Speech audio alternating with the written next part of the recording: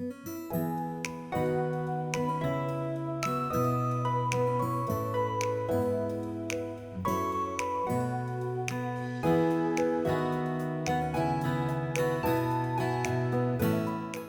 today, we're going to dive into a pretty fascinating and, let's be honest, kind of controversial concept called the biofield. It's this idea that there's more to our bodies than just the nuts and bolts of chemistry, an idea that's actually as old as medicine itself. And I'm not kidding when I say old. We're talking about Hippocrates, the father of Western medicine. He mentioned the force which flows from many people's hands. For literally thousands of years, people have been trying to make sense of this unseen energy, this something that seems connected to healing. So that begs the question, right? What exactly is this force, and how is modern science, with all its amazing tools and its healthy dose of skepticism, even trying to get its arms around this invisible side of life? Let's dive in and see. All right, so before scientists could even start to properly study this thing, they had to do what science always does first. They needed to create a common language, a shared vocabulary. They had to give this mysterious field an official name and a solid working definition. Now, you may think a term like biofield has been around for ages, but nope, it's actually super recent. It wasn't until 1992 that a special committee at the U.S. National Institutes of Health, the NIH, officially coined the term. Their goal was to bring all these different ideas, like Reiki and therapeutic touch, under one single scientific umbrella. And it worked. It quickly became an official search term in the National Library of Medicine. And here is the official definition they came up with. A biofield is a massless field, not necessarily electromagnetic, that surrounds and permeates living bodies and affects the body. Now, pay close attention to that little phrase, not necessarily electromagnetic. That was so intentional. It's the key. It basically leaves the door wide open for fields that we might not even have the tools to measure yet. So while the name is modern, the idea behind it is anything but. And this really gets us to a tale of two competing ideas that have been at the very heart of a huge scientific debate for centuries. Ever since ancient Greece, really, science has been in this tug of war. On one side, you've got reductionism. That's the idea that to understand life, you just have to break it down into its smallest possible parts. Atoms, molecules, the building blocks. But on the other side, you have holism. This view says, wait a minute, a living thing is an integrated whole. It has properties that you'll just never find if you only look at the individual parts. And the biofield concept, it is a direct descendant of that holistic way of thinking.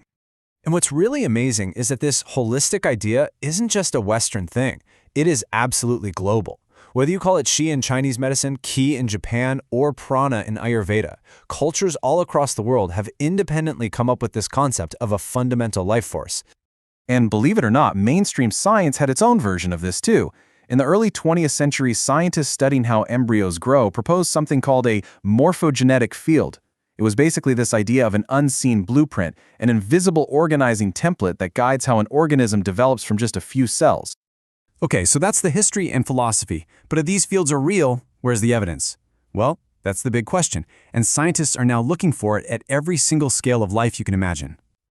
And this is a really crucial point. The biofield isn't thought of as one single thing.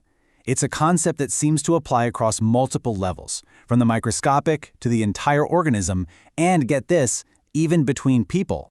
So let's zoom way in, to the tiniest scale. Here we find something called biophotons. These are literally ultra-weak flashes of light that our cells give off, probably as a byproduct of all the chemical reactions happening inside them. But here's the wild part. This light doesn't seem to be random. There's real evidence suggesting it could be a form of cell-to-cell communication, a way for our cells to talk to each other and coordinate their activities. Now, let's zoom out to the level of a whole person. And you've definitely heard of these. An ECG that measures the electrical field of the heart, and EEG that measures the brain's electrical field. Yeah, in a very real way, these are biofield detectors. We already use them in hospitals every single day. And just how powerful are these fields we're talking about? Well, get this. The magnetic field that your heart produces is so strong it can be measured several feet away from your body. Just think about that for a second. There is an invisible field radiating out from you right now into the room you're in. And that leads to some truly mind-bending possibilities. Researchers are finding evidence that one person's powerful heart field might actually be able to influence another person's brainwaves just by being nearby.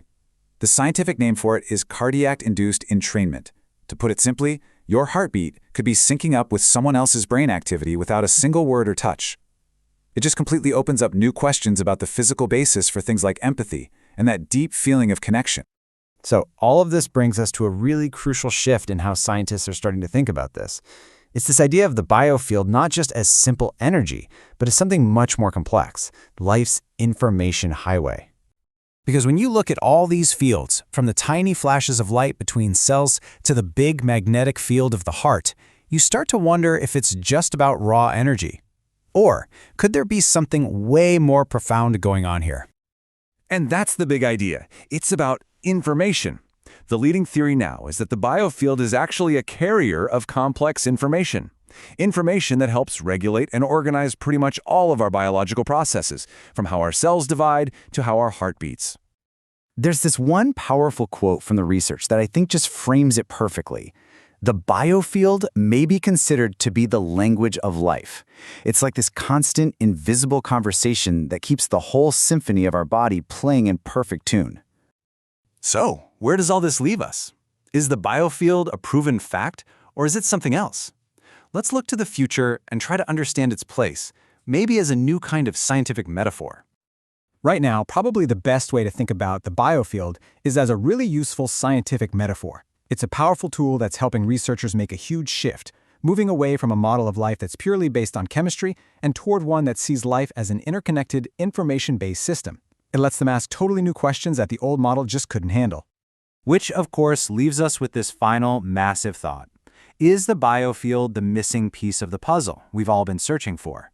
Could it be the bridge that finally connects the mind, the body, and the future of medicine itself? The science is still really young, for sure, but the questions it's asking could change everything.